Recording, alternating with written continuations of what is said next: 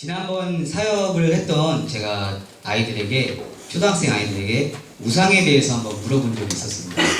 네, 이렇게 물어봤죠. 너희들이 생각하는 우상 뭐니?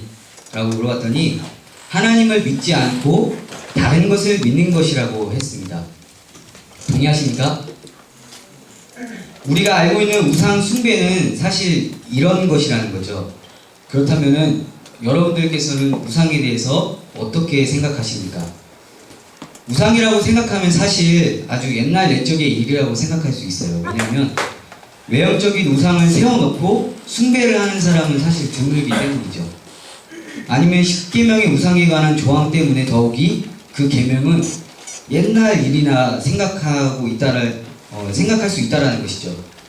그렇다면 우상은 무엇일까요? 10계명이 말하는 우상은 무엇을 말하는 것일까요? 화려한 금으로 만든, 그리고 금으로 만든 단단해 보이고 그 앞에 서면 위험을 느낄 수밖에 없는 그저 조각에 불과한 우상을 섬겨본 적이 있습니까? 우리는 대부분 이런 우상을 섬겨본 적은 없었을 것입니다. 그 앞에 가서 절을 하고 그것을 믿고 그것에게 대해 모든 것을 쏘아붓고자 하는 마음들을 또한 가진 적은 없었을 것입니다. 우리가 우상에 대해서 살펴보고자 한다면 하나님께서 이스라엘 백성들에게 말씀하신 것을 살펴볼 필요가 있습니다. 우리 함께 출애굽기 20장 4절 말씀을 읽어보도록 하겠습니다. 시작. 너를 위하여 새긴 우상을 만든 줄 알고 또 이는 하늘에 있는 것이나 땅에 있는 것이나 너를 위하여 새긴 우상이라고 말씀하고 있습니다. 너를 위하여 새긴 우상. 어디에 새긴 우상을 말하는 것일까요? 하나님께서는요, 눈에 보이든 눈에 보이지 않든 중요한 것은 바로 너를 위하여 만든 우상을 너를 위하여 새긴 우상을 만들지 말라는 것입니다. 오늘 우리가 간과할 수 있는 것은요, 우리는 결코 눈으로 보이는 우상을 섬기지 않았다라는 것이죠. 그러나 역시 우리가 간과할 수 있는 사실은요, 눈으로 보이는 우상이 전부가 아니라는 것입니다. 우상을 다시 한번 정리해 본다면요, 하나님이 서 계셔야 할 곳에 다른 것이 서 있어서 우리가 그것을 쫓는다, 이렇게 말을 할 수 있겠습니다. 그리고 다시 한번 또 다른 말로 이야기를 해보자면 하나님이 주신 것들을 찬양하면 우상이지만 그것들을 주신 하나님을 찬양하면 예배라고 말을 할 수 있겠습니다. 우리가 하나님보다 더 중요하게 여기는 것, 그것이 우상이라고 말을 할 수 있겠죠.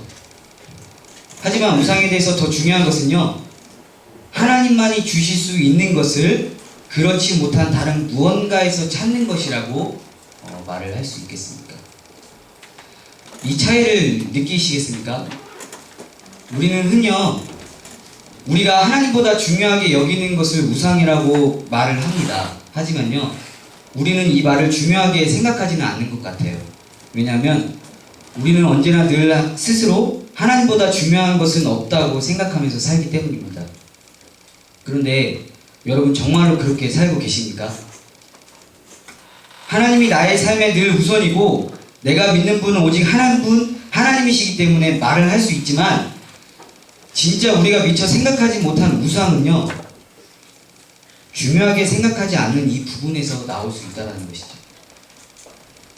진짜 우상은요, 하나님만이 주실 수 있는 참 평안, 참 즐거움, 참 기쁨, 참된 진리를 그렇지 못한 다른 무언가에서 찾는다는 것이죠. 하나님만이 주실 수 있는 참 즐거움을요, 우리는 많은 것들에게서 찾으려고 노력한다는 것이죠. 예를 들면요, 우리가 보는 드라마나 예능 프로그램 참 많죠. 근데 이런 것들은 우리에게 참 즐거움을 줄 수는 없다라고 말을 할 수 있겠습니다. 그것을 보면요, 즐거움이 있기는 합니다. 그러나 하나님만이 줄 수 있는 참 기쁨은 아니라는 것이죠. 예능 프로그램이 줄 수 있는 즐거움은 아주 잠시입니다. 잠깐 동안은 보고 즐거울 수 있으나 그것이 하나님만이 주는 기쁨은 아니라는 것입니다. 그런데요, 우리는 가끔 그러한 것들을 통해 기쁨을 얻고자 노력한다는 것이죠.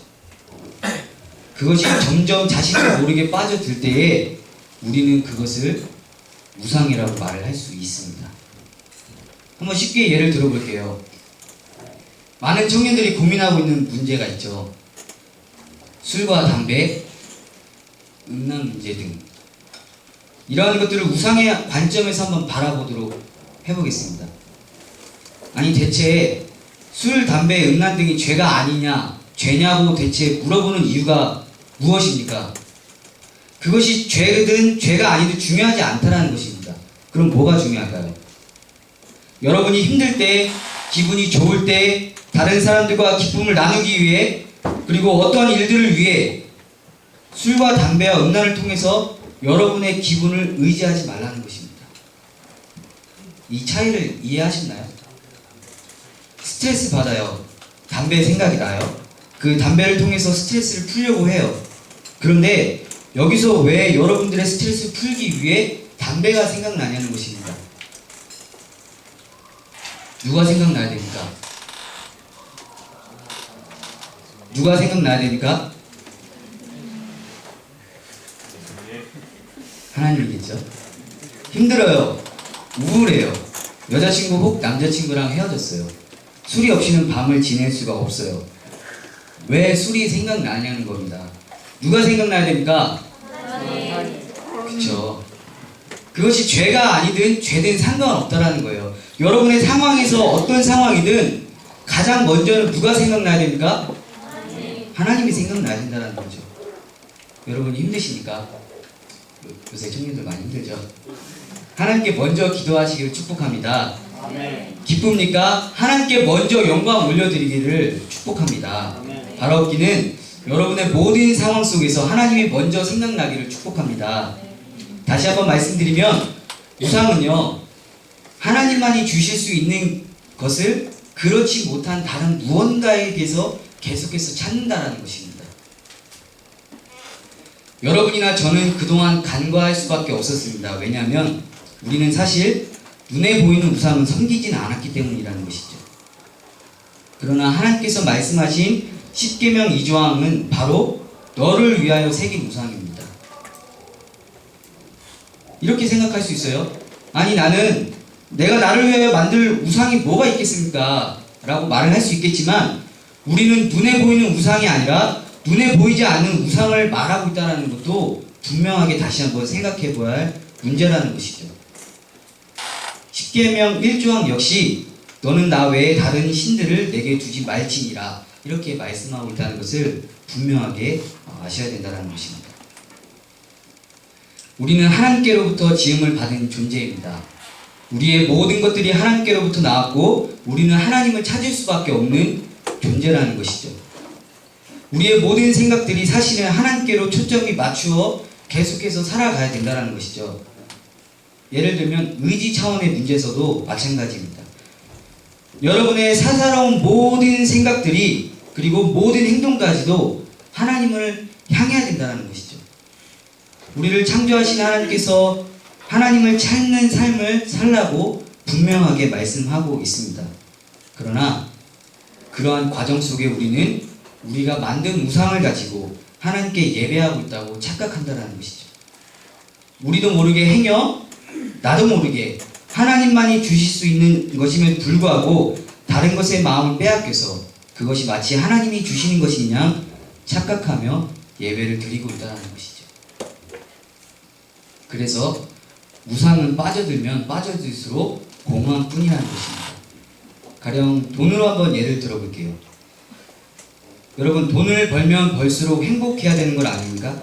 사람들은 돈이 많으면 행복할 것이라고 생각하고 또한 실제로 그렇게 믿고 살아가고 있습니다. 그런데 어떻습니까? 돈을 벌면 벌수록 왠지 더 부족한 느낌이고 그리고 그것이 정말 좋은 것으로 나를 이끌이라고 생각하지만 계속해서 점점 미궁 속으로 빠지는 이 느낌은요, 돈이 주는 마약과도 같은 느낌이라는 것이죠. 조금만 더 벌면 행복할 텐데, 조금만 더 벌면 내 삶이 윤택해질 텐데, 조금만 더 모으면 나는 행복하게 살 수 있는데, 심지어는 나는 왜 돈을 이것밖에 벌지 못하지? 이렇게 스스로를 자책하면서까지 돈을 벌어야 한 진짜 목적과 이유는 점점 잃어가게 된다는 것이죠. 그래서 우상은요, 점점 빠져들면 공허함뿐이라는 것이죠. 그렇다면 우리는 어떻게 하면 우상에 빠지지 않을 수 있는지 오늘 본문을 통해서 깨달을 수 있어야 합니다. 오늘 이스라엘 백성들은 그 공허함 속에서 하나님을 잊고 우상을 의지하려 했다는 것이죠. 여러분들 잘 알다시피 오늘 본문은요, 이스라엘 백성들이 시내산 앞에 모여있는 모습을 볼 수가 있습니다. 그리고 모세는요, 하나님께서 부르신 대로 율법을 받으러 시내산으로 올라갔습니다. 우리는 여기서 한 가지 잊어야 되지 않아야 될 것은요, 오늘 이 본문의 이스라엘 백성들은 얼마 전 400년간 애굽에서 종살이하던 그 이스라엘 백성들이라는 것이죠. 하나님께서 홍해를 가르는 기적들도 보여주시고, 그리고 밤에는 불기둥, 낮에는 구름기둥으로 보호하시고, 그리고 인도하시는 살아계신 하나님을 만나고 체험한 그 이스라엘 백성들이라는 것입니다. 그런데 불과 애굽에서 나온 지 6주 40일밖에 되지 않은 그 상황에서 모세가 시내산으로 올라간 지 몇 주밖에 되지 않은 그 상황에서 이스라엘 백성들은 기다리지 못한 채 출애굽기 32장 1절과 같은 발언을 하게 됩니다. 우리 함께 32장 1절 말씀을 읽어보도록 하겠습니다. 시작.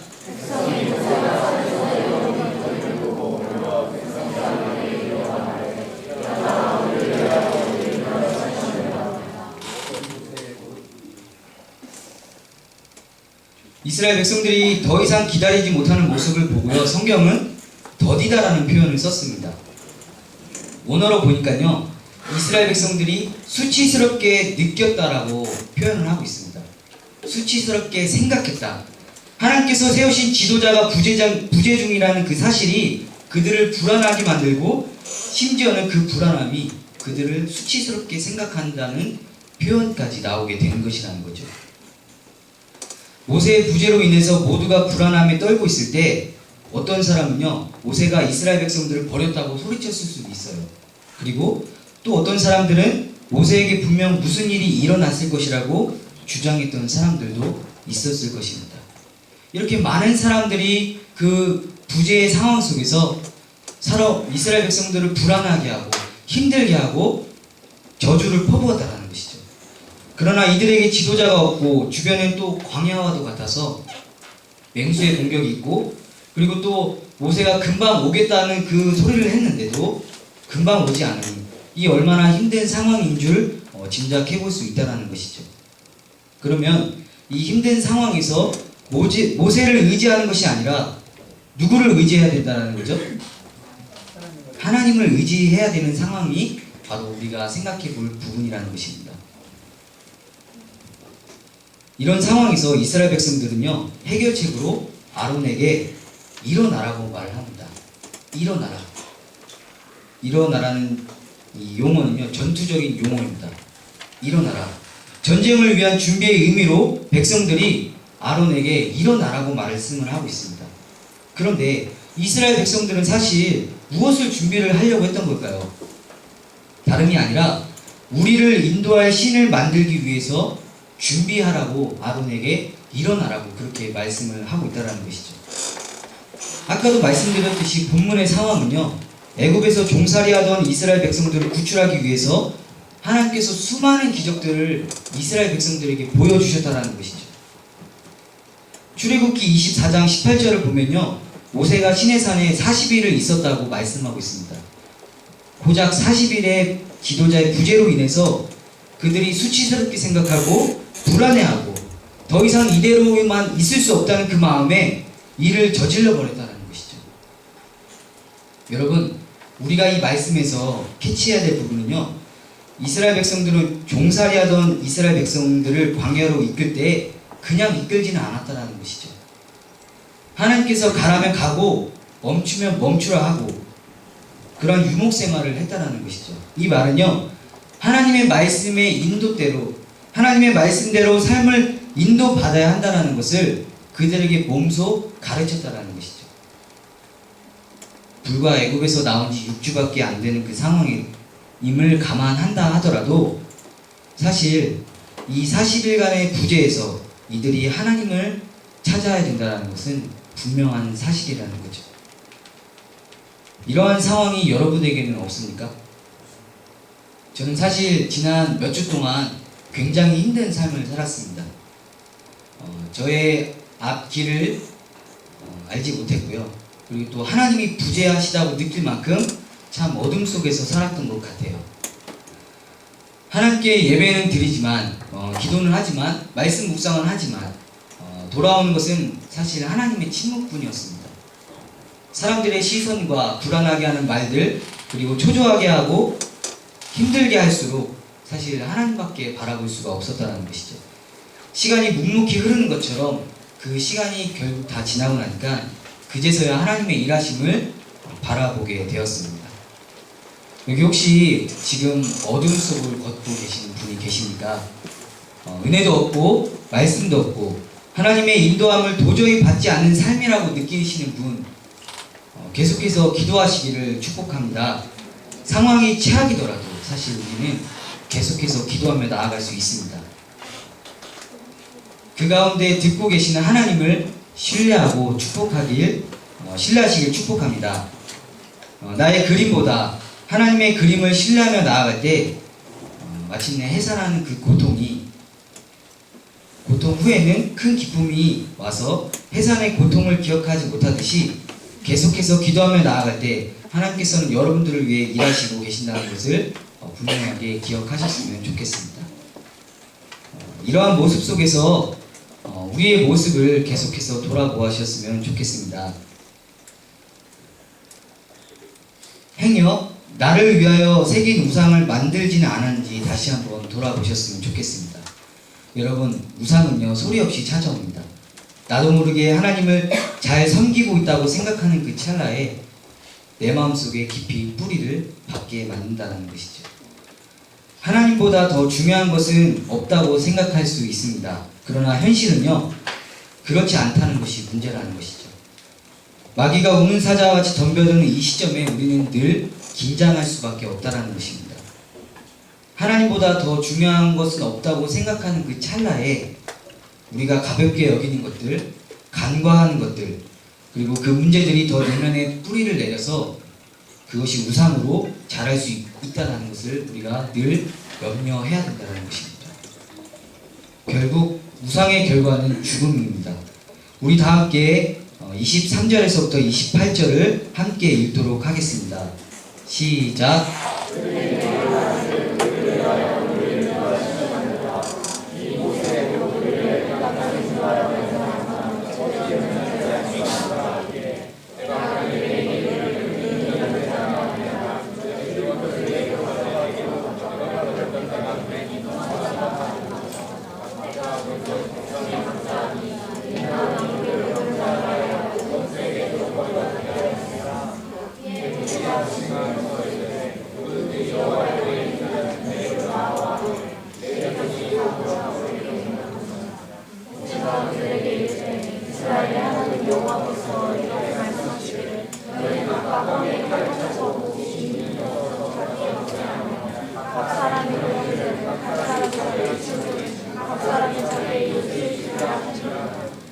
너희 자손이 모세의 말대로 행하매 이날에 백성 중에 3,000명 가량이 죽임을 당하니라. 모세가 시내산에서 내려온 도중에 여호수아가 모세에게 이렇게 말을 합니다. 산 밑에서 싸우는 소리가 들립니다. 그런데 모세가 싸우는 소리가 아니라 노래하는 소리라고 이렇게 말을 합니다. 모세가 진영에 가까이 가서 보니까 진짜로 이스라엘 백성들이 금송아지를 세워놓고 주위를 돌면서 노래를 부르고 있었던 것이죠. 24절에 보니까 금붙이를 불에 넣었더니 이 송아지가 나왔다고 아론의 형이 모세에게 변명 따위를 이렇게 말을 하고 있습니다. 그러자 모세가 결단한 듯 이렇게 말을 합니다. 우리 함께 26절을 한번 읽도록 하겠습니다. 시작.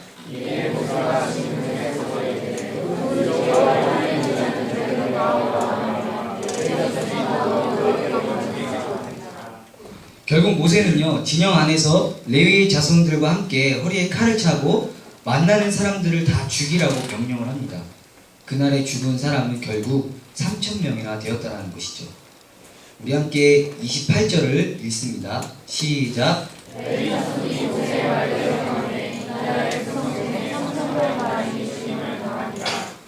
결국 하나님께서는요 모세에게 이렇게 말씀하세요. 33절을 한번 또 같이 읽어보겠습니다. 시작.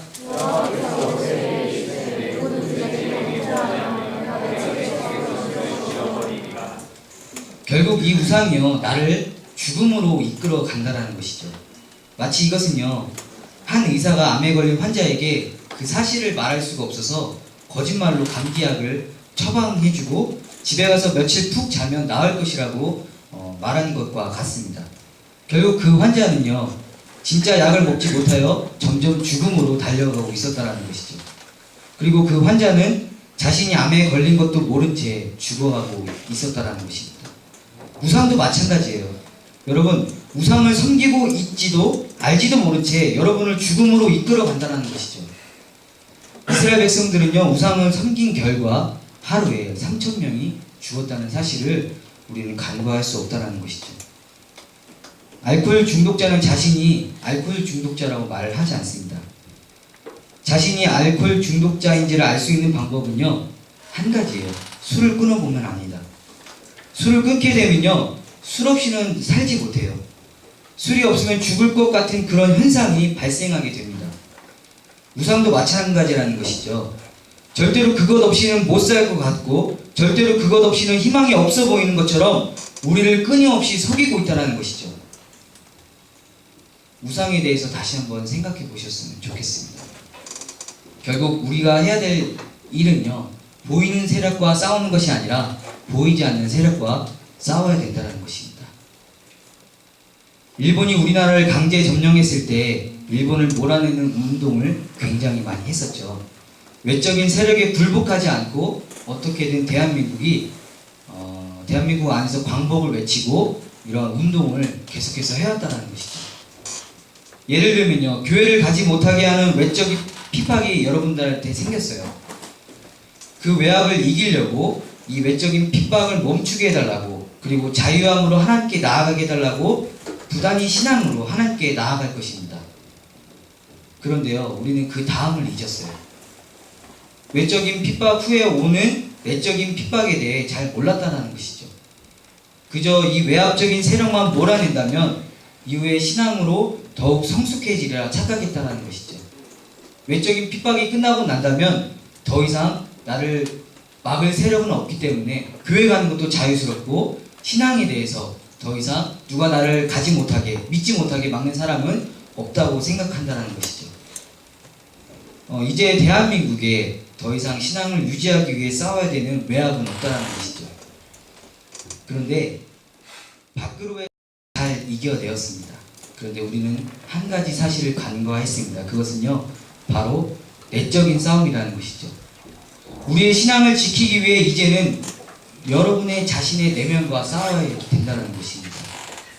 그러나 늘 우리는요 이러한 내적인 핍박 앞에 늘 무릎 꿇습니다. 그만큼 밖에서 걸어오는 싸움보다 안에서 시작되는 내면의 싸움이 더 치열한 것임을 잘 알아야 된다는 것이죠. 이러한 것처럼요 우리는 보이지 않는 우상 시대에 살고 있습니다. 더 이상 보이는 우상 앞에 우리는 절하지 않고요 보이지 않는 우상 그리고 여러분 안에 있는 내면의 전쟁 그러한 것들로 우리는 앞으로 계속해서 신앙을 유지하기 위해 계속해서 싸움을 하고 있다는 것이죠. 결국 보이지 않는 이 전쟁에서 여러분의 마음을 어떻게 지킬 것인가에 대해서 늘 기도하고 전투에 임해야 된다는 것을 기억하시기 바랍니다. 지금 대한민국은 혼란에 빠져 있죠. 그 이유는 모두가 속았다고 생각했기 때문입니다. 그것은 살리는 정부가 아니라 국민을 속이고 배반하는 정부가 되었기 때문입니다. 정부 배후에 최순실이 조종하고 있었던 것처럼 과연 우리의 삶의 뒤에는 누가 조종하고 있어야겠습니까? 다름 아닌 하나님만이 우리를 주장하시고 그리고 하나님만이 우리의 삶의 주인 되시며 나아가는 그 우리 삶이 되기를 축복합니다.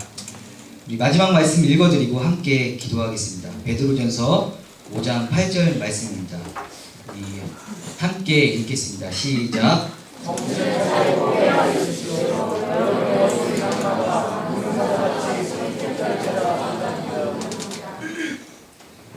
우리 이 시간에 우리 한번 세상의 유혹 시험이 함께 찬양하면서 우리 말씀 가지고 한번 기도했습니다.